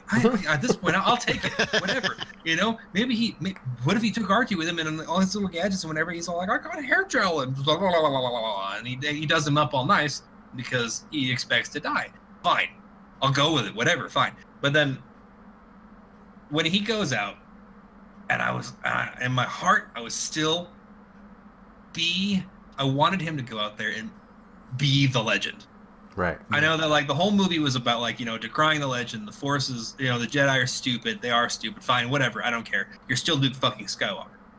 And I felt like as an audience that I know that's what everyone wanted, and I know that's why they didn't do it. But I really wanted him to go out there and prove why everyone, Kylo Ren, Snoke, were fucking afraid of Luke Skywalker, because he's Luke goddamn Skywalker, and all those AT-ATs they're lined out, and he just kind of like looks at him, and they all blast at him. And I told my dad I wanted the dust to settle, and him to be doing like hovering like above the ground, and all the area around him is untouched. That's what I was thinking was going to happen. I was like, oh my god, y'all! If that would have happened, I would have probably fainted in the theater.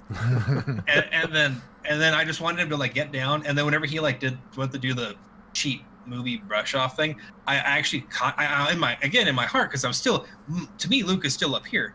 I wanted him to just, and then just all the AT-ATs, poof, poof, Right. poof, just fall over. Or like even more, I wanted him to go full Star Killer on it.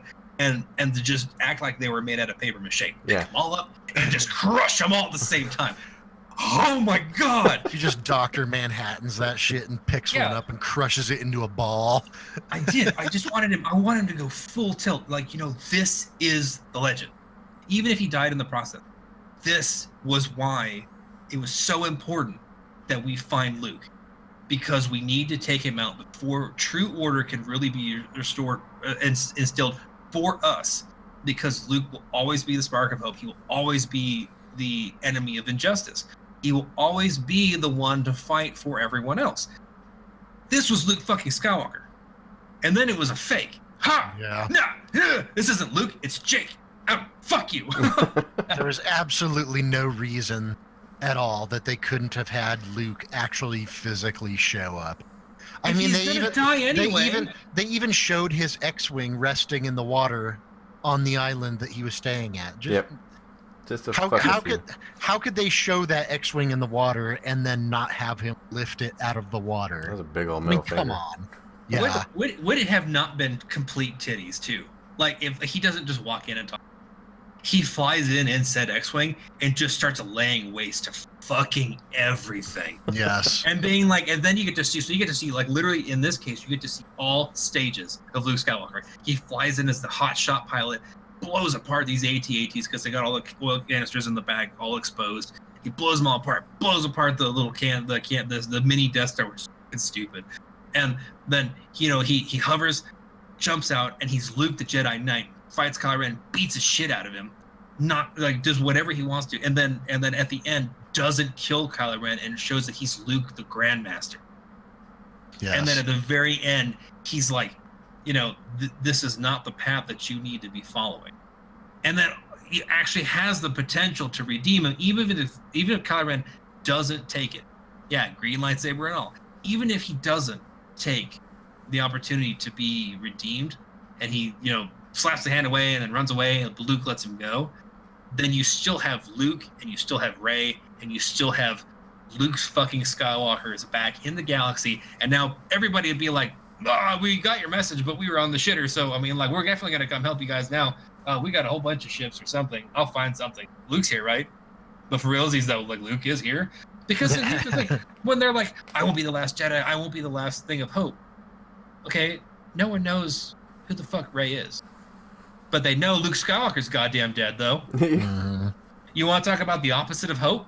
That's not hope. That's fucking telling you, like, that's like you're going into World War. That's like you're going into World War II, and Patton fucking has a heart attack on the boat over. Yeah. There's no hope. Eisenhower's dead. That's instant despair, like going around telling everybody, Luke's back, Luke's back. Oh, really? What happened? He's dead.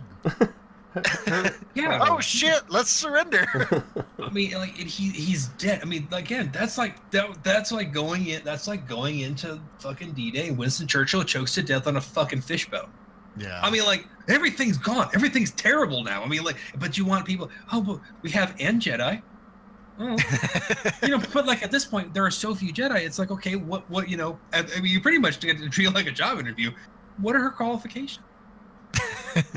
Who? And this is where, like, like you could have the argument about, like, the Force being like an aristocracy, because it's like, well, who was her master? Well, Luke was. Oh, well, okay. Well, for how long? About 27 hours. Right? Not really an apprenticeship. Okay. All right. Does she have lightsaber skills? Oh, she's self-taught. All right. My son's self-taught and shitting himself. So, I mean, that's not really, like, I'm not really sold on that. Speaking of being self-taught, I was hoping when she was fucking swinging around that lightsaber training herself that reality was going to happen and she was going to chop off a finger or something. Because, come on, you're not a fucking lightsaber master just because, I found it on the floor. Right, exactly. That's what I'm saying about, like, the whole, like, weapon master thing. That's insane. But, like, it would have been great, too, like, because, again, this movie loved comedy way too much. She was zipping around the lightsaber and chops her fucking arm off, and then she's like, and Luke runs over. She goes, oh, look, we match. You know what I mean? Like, I'm like, oh, cool, a sight gag. I mean, throw it in with a bucket of other sight gags we've had in this fucking movie. Shut up. You didn't like the Admiral Akbar line, but you liked that line? What's wrong with you? Shut up. I want to touch on something that H2O said in chat. He was talking about the whole subplot of Luke debating whether or not to kill Ben Solo in his sleep. So you're telling me that Luke, the same Luke Skywalker that turned himself in to the Emperor just on the off chance that he could convince the second most evil man in the galaxy, his father, Darth Vader, to return to the light just because he saw that tiny spark of light still inside Anakin Skywalker. This same Luke senses in his nephew, so another family member senses in his nephew, there's a possibility that he might turn to the dark side. He immediately ignites his lightsaber and thinks about killing him. Are you fucking insane? Okay, I agree 100% with that one. I mean, like I remember, like, when I was watching the movie, and I'm like, and I'm like, oh, he's sensing the anger or the whatever, and I kind of, I mean, I get it, I get it, I understand it, and I'm like, because apparently Snoke was able to, like, start to influence his mind before all this took place. So, like, he was already, like, doing the dark side thing. I get that, but Luke himself always walked that line anyway. I mean, between light and dark. I mean, he was the closest to being, like, a real honest to God gray Jedi. And for him, I mean, I guess, like, if you really wanted to try to defend it, like, you can say that Luke felt like he was the only one capable of walking that line, and that anyone else being tempted by the dark side of the Force would obviously be immediately evil because they weren't Luke Skywalker. But I guess that would be like the hubris of the Jedi if we're really trying to defend it. But I mean, as far as Luke being an actual fucking character, Luke's biggest thing was always wanting to forgive everyone. that was Luke's character. So I mean, like, even if Ben Solo fucking goes complete dark side, Anakin style, kills younglings, Luke would be the guy that would still try to turn him. Yeah. He wouldn't be like, man, he's thinking about some fucked up stuff. Better take him out. I mean, like, Before it's too late. Better nip this shit in the bud. I mean, like, for real? Phone? God damn it. This is the screaming picture. Yeah. And a new one. There's a monkey. It's a monkey in a jacket. Okay. So I saw this this Parks and Recs meme. put Ron for Ron Swanson to put Kylo Ren's face on it. But there's a scene where Ron Swanson is ordering some steaks at a restaurant, and he goes to the waiter. He's like, "Give me every steak you have," and the waiter's like, okay." He's like, I want to make sure you didn't misunderstand me. I didn't say bring me a lot of steak. All the bacon. I want He's every talking about bacon. Yeah. Bring Yeah. every I piece of remember that bacon one. you have onto my plate. And then they just replace his face with Kylo Ren's face. He's like, I want you to shoot every laser we have. Luke. I mean, I'm afraid you may have misunderstood me. When I said every laser, I did not mean a large number of lasers. I mean every laser. I actually loved both of the Nostalgia Knot trips in that one scene where the Millennium Falcon shows up and Yes. Kylo Ren sees it, and I loved that. I was like, dude, my blood, blah blah blah blah blah blah blah. I was like, fuck yeah, dude, and we're about to get into some shit. And then like Kylo Ren fucking loses his mind. Blow that piece of junk out of the sky. And I'm like, that's a legit response. I think there has been more than one person in Star Wars universe who's probably screamed that about the Millennium Falcon over and over and over again. And Can I just say though, I loved that, but then the very next words out of Finn's mouth completely ruined that. what did he say? Oh man, they really hate that ship. I was like, Yeah, shut I up. agree. There was a lot of times in that movie where like I felt like backhanding Finn would have been the most appropriate answer. And I don't understand like, you know, because I mean I know we already talked about it a little bit, but like the suicide thing again, like, you know, your sister just tried to, you know, your sister did a suicide run and she was a hero, but then, you know, again, homeboy's gonna run this thing down the gullet and for some reason you stop him, which, like, I'll be honest with you, gravity and force and everything, they would have both died. Yeah. I mean, like, come on. And then he's able to walk away from it. I'm like, what the fuck is Finn made out of? Like, is he just made out of metal? I mean, Yeah, is so- that why? And also, so Rose crashes into it. They both survive. They're sitting there in the wreckage. Not a single one of those ATs open fires on the wreckage. But two of them are looking right the Two of fuck them are at looking him. right at him. Uh, And then Finn gets out and drags Rose's body all the way back to the base. And even then, not a single thing fired on them. Yeah, whenever like the order given was go in there and kill everything. Like no survivors, no prisoners, apparently, but these two. Except for those two, yeah. Except for these guys. Let them get across this open fucking field. And one of the things that pissed me off the most about it is that they tried so hard repeatedly in this to pretend like they weren't trying to completely fucking copy Empire Strikes Back. Right. That whenever they were in the trenches and the AT-ATs were coming at them, there was that one asshole that goes, "Ah, it's salt. It's salt, guys."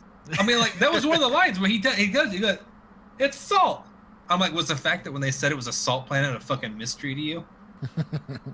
I mean, they flat said that before they got to Crate, that it was a mineral planet and that the surface was salt. They said that before they even fucking got there. An asshole sticks his fingers in it and just to let you know, this is not snow. This isn't Hoth. I know all this looks like Hoth. But It was basically Ryan Johnson going, "I'm not copying Hoth, guys, I swear." yeah, and it made me angry. It actually genuinely pissed me off because I'm like, but you are though. Like the trenches, the towers, the AT-AT bombardment. I mean, the fact that like they're trying to get through the literal shield. You know, it's not the shield generator, it's the shield. It's not actually not any better. It is the same fucking thing. And then they use that big dumbass fucking cannon that they dragged across the desert. And then like it's practically a portable Death Star.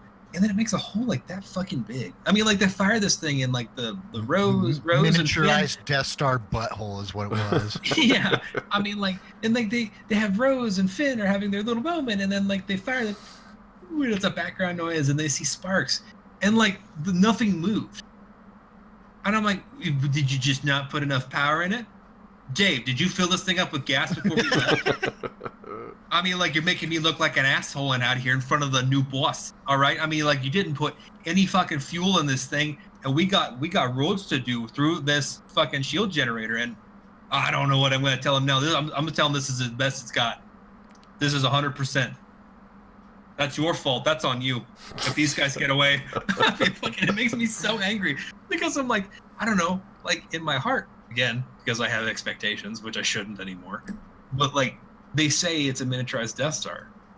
And I'm like, then it should be, I mean, like if regular Death Star blows up planets regardless of size, miniature Death Star should blow up mountains regardless of size. So, I mean, like, wait, how did they have this thing and then get all these guys down there, all these AT-ATs, because all their shit's pretty fucked up.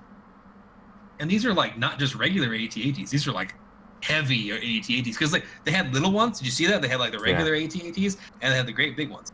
And I'm like, but I mean, like the supremacy is pretty jacked up. How'd they get all this shit here?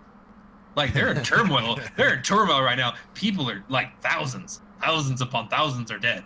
And they're like, we need to get down to the planet and continue this war. And they're like, Mike, I just watched 500 guys get sucked out of an airlock. Can I take a moment?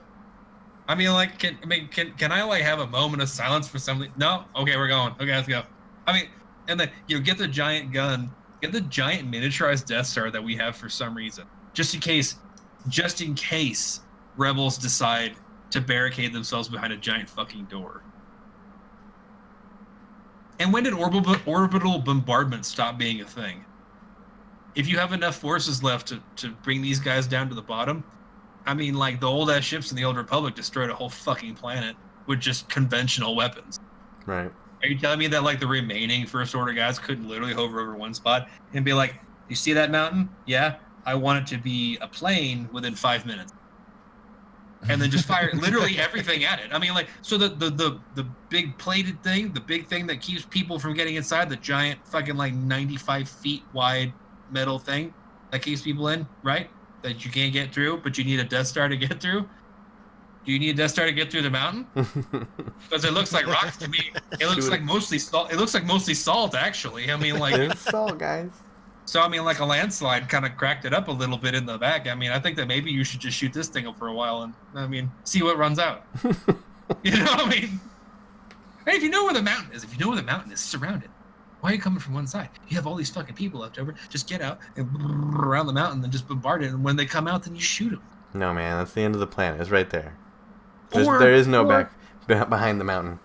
Or you rush it, and they got all the trenches that lead into it. The doors that go into the fucking thing. Because there's way more of you than there are of them. There's only like 30 guys left. Yeah. So you gotta lose some stormtroopers. That's what they're fucking for. You just bum rush them through the door. They can't keep shooting forever. Or you just go classic. You get a bunch of wood, burn it at the entrance of it, and you smoke them out. I mean, because they got nowhere to go. You know what I'm saying? There were literally so many ways you could have done this without pretending like you were gonna blow something up. And all they did was make streaks in the floor. I don't understand that fucking weapon. I'm sorry, I can't get over it. It's like they act like it was this big catastrophic thing and that it didn't do fucking anything. Yeah. You feel better, Frank? No, I'm telling you, I could pick this thing apart for like another hour. So, I mean, like... I think... Again, I love this movie. I actually really enjoyed it. And I hate that, like, I have so many fucking problems with it. Well, like I said, it's my least favorite Star Wars movie. I mean, and it's so polarized. I mean, people either really hate it, really love it. I can't sit here and pretend like it doesn't have giant flaws. I love the movie, but then again, I love all Star Wars movies. I mean, there wasn't a Star Wars movie where I was like, really? No, I loved them all, even 1 and 2. But yeah, this one just, you know, it's shittier than the rest. I mean, just like you said before, it was, you know, bad plot. Or not bad plot, bad script and subpar acting that killed the prequels. Mm-hmm. Well, this one didn't have that problem. It just had bad plot. And the script was great performances, Yeah. but I mean, like the plot was absolutely trash. I mean, like the subplots and the subcontext, or the subplots and the subtext in every aspect of this movie was a tragedy to me. Because you're taking everything that made Star Wars great, and you're basically trying to say we wanted to upset the order, and I understand that, but I felt like there was probably better ways to do it than trying to shove shit down your throat.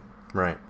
Especially like with the Canto Bight with the racetrack and whatever. I literally hated everything about that, just because it was so preachy, and I hate Rose's fucking character. I don't understand her. I hate her stupid fucking face and her dumbass overalls and her fucking stupid ass kiss scene at the end. I wish it was her last kiss. I wish that she kissed him, but like all that was left was for her from the waist up. You know, and like he's dragging her back like all fucking Saving Private Ryan style. Oh, she's really hurt now. Like they're like, Finn, she's dead. Good. You know, that have been my dark side points of the movie. I was hoping she was gonna die, and I'm really disappointed that she. What I'm hoping is, since J.J. Abrams is coming back for the next one, I'm hoping that he can pull something out of this wreckage. What's the reason for him not doing this one? Disney wanted to try to do different actors for each one. Why? And different directors. Yes, that's what I meant. Sorry, different directors. But here's the thing too, that they made no effort at continuity between all three of these. Like Ryan Johnson flat said that they are writing them individually. Like it's not an arc. And that makes me crazy because Why? it's like, then it's not a fucking trilogy. Yeah. Yeah. There are 3 loosely confederated movies that sort of kind of maybe have something to do with each other. Yeah. That they are Star Wars mostly. They're also a huge social commentary, if you like that. And we got cute animals. We don't do gross animals anymore. We only do cute animals. Sorry. You Muppets are pretty much fuck all. Yeah, man, you gotta merchandise that shit, dude. Look, we saw the stupid little fucking bird things with the big mouths. Like, Porgs, oh boy. for all of 25 fucking seconds in the movie. You know what? I'm glad about that, though. I'm Which, glad yeah. that those things weren't posted all over the fucking movie. But they're because posted everyone all was over fucking shelves in Walmart. Yeah, but everyone was afraid that they were going to be all over this movie, that they were going to be the Ewoks again. I Thank actually God thought they weren't. I actually thought that they were done really well, because they weren't all over the place, and because I thought the interaction between Chewbacca and the Porg was actually really great, and Yeah. was some of the few things I actually thought was funny. Yeah, like actually, the part where he was eating one of them. That's funny. You know, I actually really like that interaction too. It's just the merchandising. It just killed me. Like, Mhm. yeah, you gotta sell your products. I get it, but you don't put shit in there specifically because this is gonna sell. I got one. Go. Luke milking that thing. I forgot about that. Well, this has been the Dastardly Gentleman. I mean, like, look, it was gross. Yeah. I was in I the mean, like, theater with like, Kyle. I was especially- just like, Disgusting. is this turning you on? Especially like where he's like sitting there milking it, and then he takes a big old sip of it, and then he looks at her and was like, "Eh." But then like the worst part was when the thing's like, Yeah. You want in on some of this? "I got 4 other teats." Make yourself useful. Bow, bow. I mean, like, look, I'm not saying I wouldn't jerk. I'm not saying I wouldn't jerk to that, but I am saying that I felt like it was out of place. Very much so. It is, oh. I mean, like, it was literally like one step shy of him just not. I mean, like, I almost expected him to not actually have the container. You know, just to be like. No, I would have got nothing left. I would have. No. He already chucked the lightsaber and he was an asshole. So I'm done. This isn't Luke. this is this fucked up cousin that lives up in the hills. It's fucking Luke Skywalker. And that was another huge middle finger for Ryan Johnson. Why did he, make the map and everything like, come find me if shit goes down? And that's why I'm going to make this secret map. And then they get there and he's like, no, fucking go away. I just came here to die. Then why did you make the whole map? Right? Fucking bullshit. I know that was the thing that I was talking to Terry about that. I'm like, why does the map exist? If your whole purpose was death, you saw solace, solitude, and death. Why did you leave a map? Moreover, why did you leave a map in 2 fucking pieces so like enough people had to come together to fucking make a map, all Jumanji style, and then fucking then come fight you, dumbass, in case things went wrong. And then R2 only turned back on when what triggered him again? I forgot. They didn't really explain that. The groaning of the fans. Like there was it was right after Han Solo died, right? But no, not quite right after. Oh, in The Force Awakens, yeah. It's like, Han died. Let me turn myself back on real quick. I mean, like the canon explanation about why he is off is because he downloaded before the Death Star went off, which is very difficult for me to swallow because he was functioning at the end of Return of the Jedi. But he downloaded all the information from the Death Star before it went down. So he downloaded the entirety of the Imperial Archive. He went into low power mode to basically go through it. And that's why he was in low power mode for like 30 years.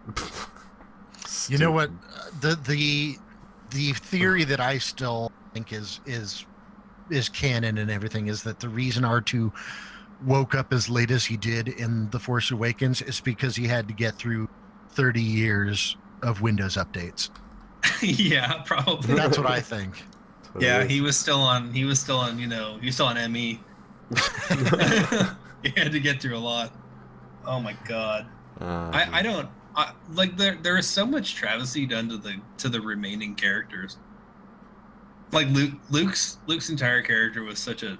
I mean, I like the idea of sassy Luke, but like at the same time, I felt like there could have been like you could have been like Ewan McGregor, Obi-Wan sassy, Right. But you didn't have to be like fuck everything. No, Get off my lawn. Get off my lawn. I mean, like he was literally at the point where he kind of come out shaking a stick. Nah, get the fuck out of here.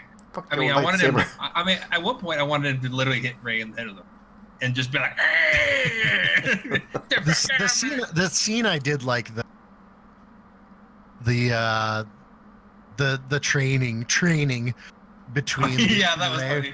Where he's like, reach out. Do you feel that? He's tickling her with the leaf, and then he slaps her with it. That was funny. And what I would have liked to see is more of Luke actually going into his explanations and reasons as to why the Jedi needed to stop. Right. Not just needed to get rid of all of that shit. Not just say it and then be like, oh, why does it? Because I'm fucking grumpy and I want you to leave me alone. That's why. But that was his reason, though. That was his entire reason. That was his entire reason. I mean, like they didn't have anything beyond that. I mean, like so, like the Jedi failed. Okay. No, he explained it in one sentence. He explained it when they were looking at the water on that circle thing. He said, the Jedi were too proud and they didn't see what happened with Darth Sidious, and because of their pride, the Empire came and they fell. Right. He said that literally. It was one sentence.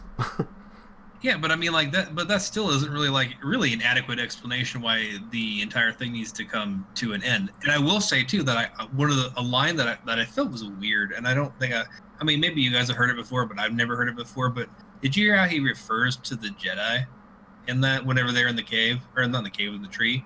He refers to himself as the last of the Jedi religion. Yeah. Yeah, I did catch that, and I thought that was kind of weird. Yeah. I'm like, they're not a religion. I'm like, what? That's why I'm like, is this more horrible subtext? It is, because I mean, the only time it was ever referred to as religion before was when the first time Darth Vader force choked somebody on screen. It was when one of the admirals was like, or generals, "Oh, I don't believe in your stupid religion."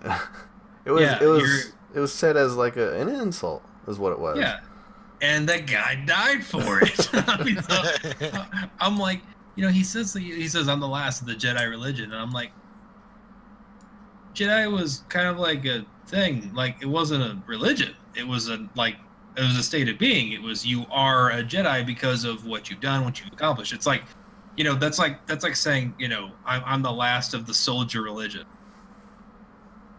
No, it's a you are a soldier. That is a thing. It's not a religion. It's a rank in proficiency in the Force on a certain side of the Force.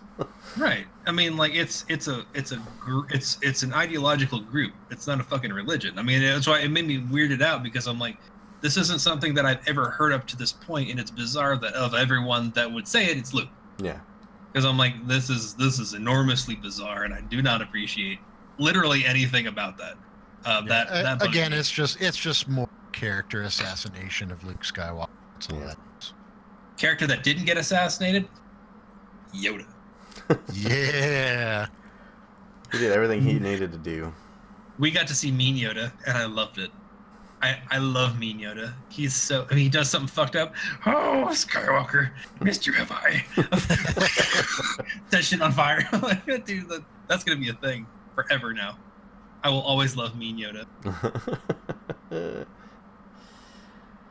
Well, guys, that was quite the chat we had. Yeah. Yeah, I mean, you might as well wrap it up, because like I said, I can keep going. We need to. We're going I told you it was going to be a long one. I told you it was going to be a long one. And it was. This will probably be our longest podcast. And that's all right. You know what's funny? Our longest podcasts are always about Star Wars. That's true. I think the last time we talked about Star Wars was 2 hours long. We're passionate nerds. We are, and we're very particular. I mean, I know. Try to wrap it up. But I've been watching like a lot of reviews recently about how people are happy that this movie is upsetting like the nerd community at large. And I'm like, but at the same time, you're also alienating the majority of your fan base, and and your entire reasoning is that you are happy that they are becoming upset because they are becoming upset. So I mean, it's not even that. We have valid concerns and we have valid issues, and we take exception to a lot of the things that have happened in this particular story in itself that make it not make sense for the larger universe. And a lot of movie critics are like, well, that's good because they need to be shaken up a little bit. The reason why we're upset is because there is an established universe. And not even that. When things don't make sense, it doesn't make sense for literally everything. Not even that. If this didn't say Star Wars on it, this would be a shitty movie altogether. Like it's just like the Metallica albums, everything after the Black Album. If they didn't say Metallica album, or if it didn't say Metallica on it, it might have been a pretty good album. But since it said Metallica on it, we've come to know a standard that you just kind of threw out the fucking window. Yeah. I wouldn't even have given you a listen if it didn't say Metallica on it. Same thing with Star Wars. Yeah, and The Force Awakens set the bar for the continuation of not only an entirely new trilogy, but handing the baton off to a new generation of Jedi. And I know that a lot of critics are like, but it would have been, we would have followed the mold, it would have been like more of the same. Not really, because you have entirely different characters with entirely different scruples and entirely different objectives about why they're doing what they're doing. Because the Empire doesn't really exist anymore. You have a facsimile of the Empire, but it is effectively and essentially not the Empire, because you also have the Republic is in effect. This is a completely outside, separate source. So this is really more like the old Republic than anything else. Right. Because you have the Republic, and then you have the invaders. And it's not like there isn't a sanctioned by Lucas trilogy after 4, 5, and 6 book form.